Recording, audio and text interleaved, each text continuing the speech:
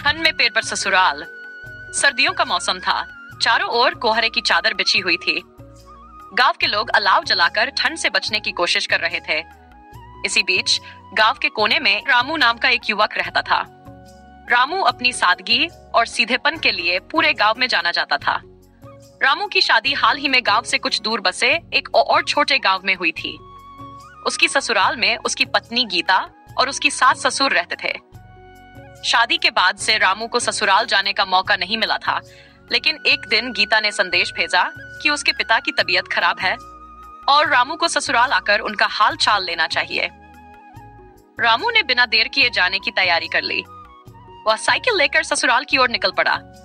रास्ता लंबा था और ठंड इतनी तेज थी कि उसकी उंगलियां जमी जा रही थीं। लेकिन रामू ने ठान लिया था कि वह जरूर पहुंचेगा। जैसे जैसे रात गहरी होती गई, ठंड और भी बढ़ने लगी। रास्ते में कोई रोशनी नहीं थी। कोहरे की वजह से कुछ दिखाई नहीं दे रहा था। रामू ने सोचा कि वह थोड़ा आराम कर ले और सुबह होने पर आगे बढ़े।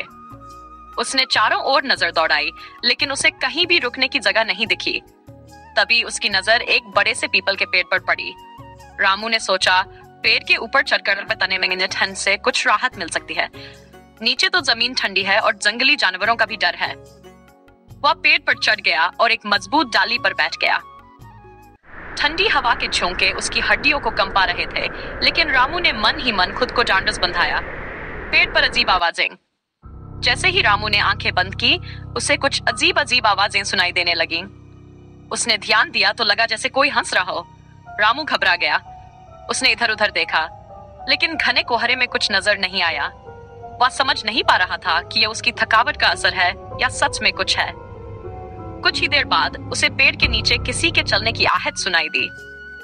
रामू ने नीचे झांक कर देखा तो उसे सफेद साड़ी में लिपटी हुई एक महिला नजर आई। वह डर के मारे थर थर कांपने लगा।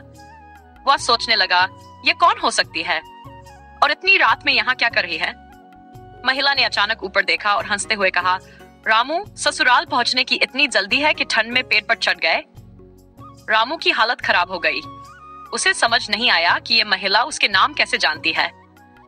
सच्चाई का पता चलना।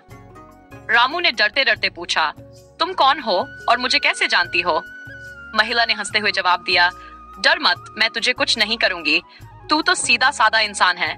बस इस ठंड में मुझे तेरी हालत पर हंसी आ रही थी। रामू को धीरे धीरे एहसास हुआ कि ये कोई भूत प्रेत नहीं, बल्कि गीता की सहेली राधा थी। वह यहाँ किसी काम से आई थी और रामू को पेड़ पर देखकर मजाक कर रही थी।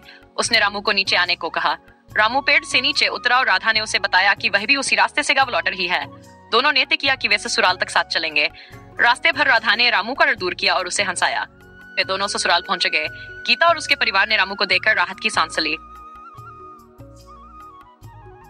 गीता ने कहा, आपको इतनी ठंड में आने की जरूरत नहीं थी, लेकिन मैं जानती थी कि आप मेरी बात मानेंगे।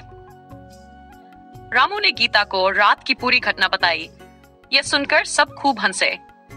रामू ने ठान लिया कि अब वह कभी भी ठंड में पेड़ पर रात बिताने की कोशिश नहीं करेगा।